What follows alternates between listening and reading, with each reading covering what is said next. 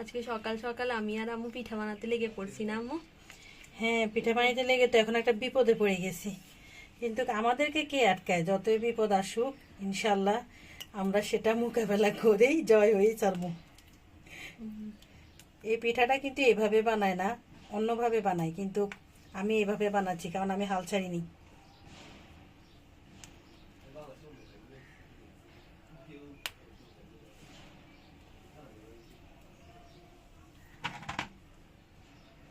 এখন আম্মু এটাকে গোল গোল করে গোলাপ ফুলের মতো করে ফেলবে।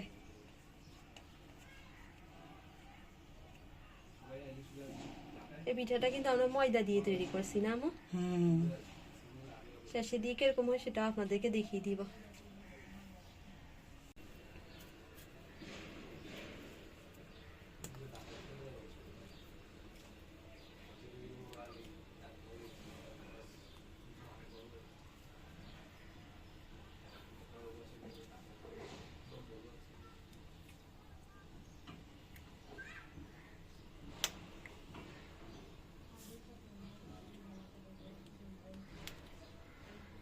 আমার এই পদ্ধতিটা আপনাদের কাছে কেমন লাগছে অবশ্যই কমেন্ট করে বলবেন।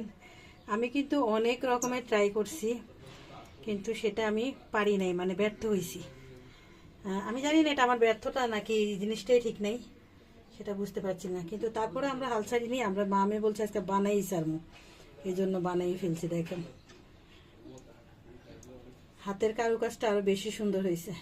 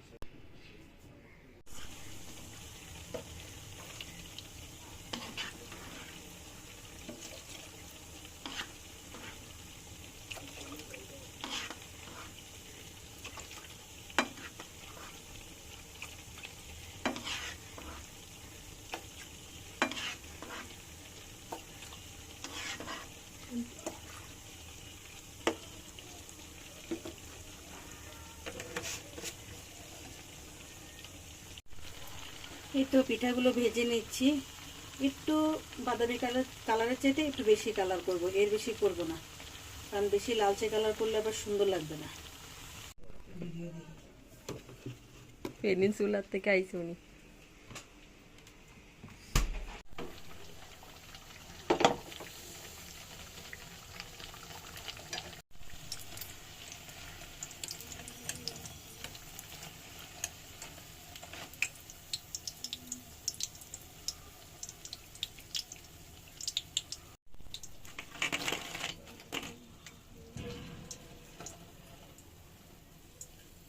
ভাজার পরে দেখছেন কালারটা কত সুন্দর আসছে।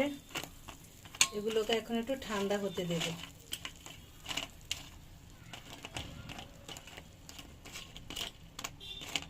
এগুলো কিন্তু আরো প্রসেসিং আছে। আমি এখন এটাকে দুধে ভিজিয়ে দিয়েছি, আর এরকম ভাবে কমপক্ষে 5-6 ঘন্টার মতো থাকবে। আর উল্টে দিবে না? হ্যাঁ, মাঝখান দিয়ে আবার একটু উল্টেও দেব। হ্যাঁ। আর এখন ঢাকনা দিয়ে আম্মু রেখে দিবে, তারপরে আমরা বিকালে মনে হয় খাবো না? হ্যাঁ, এটা আজকে আমাদের বিকালের নাস্তা। মাশাআল্লাহ অনেক সুন্দর লাগছে দেখতে। মাশাআল্লাহ মাশাআল্লাহ, অনেক, আমার কাছে খুব ভালো লাগছে। আর খাইতে না জানি কত মজা হবে। আজকে লাউ দিয়ে চিংড়ি মাছ দিয়ে রান্না করছি।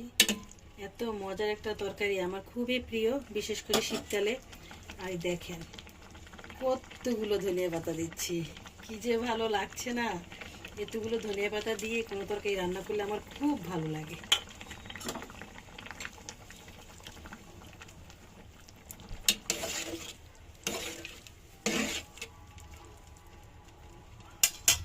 লুকটা দেখেন কত সুন্দর, মাশাআল্লাহ।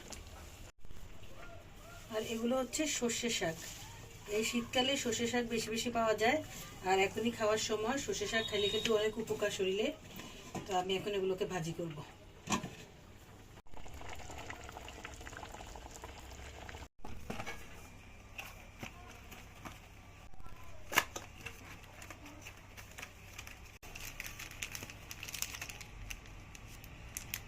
কে দিছে এগুলা তোকে?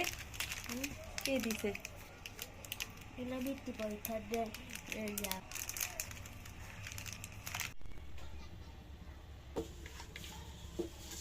শাকের সাথে রসুন থেতো করে দিলেই বেশি মজা হয়।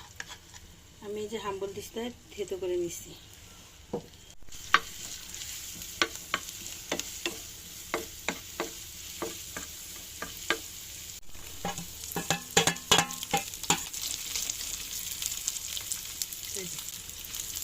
এখন কাঁচামরিচ আর পেঁয়াজ দিয়ে দিলাম, বেশি করে দিয়েছি।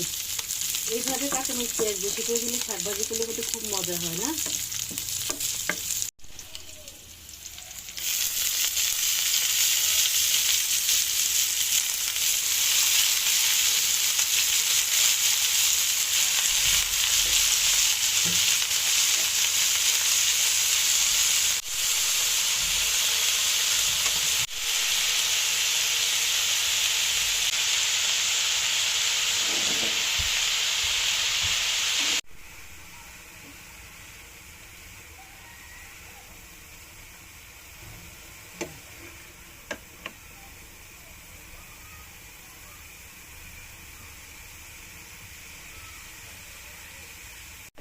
সর্ষে শাক কিন্তু অতিরিক্ত ভাজা ভাজা করলে তিতা হয়ে যায়, তাই অল্প সিদ্ধ করেই মানে খেলে তিতা কম লাগে।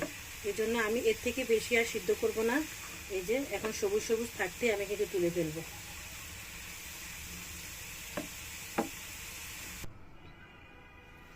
সবগুলো পিঠা বানানো হয়ে গেছে, ভিজানো হয়ে গেছে, এখন একদম খাওয়ার জন্য রেডি। নিশ্চয়ই আপনাদেরও লোভ লাগছে, তাই না? আমার নিজেরও তো লোভ লাগছে খেতে।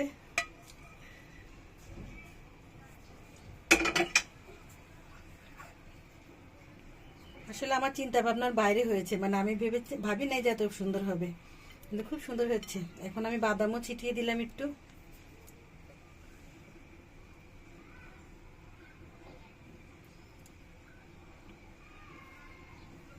এটা হচ্ছে ফুল পাকন পিঠা।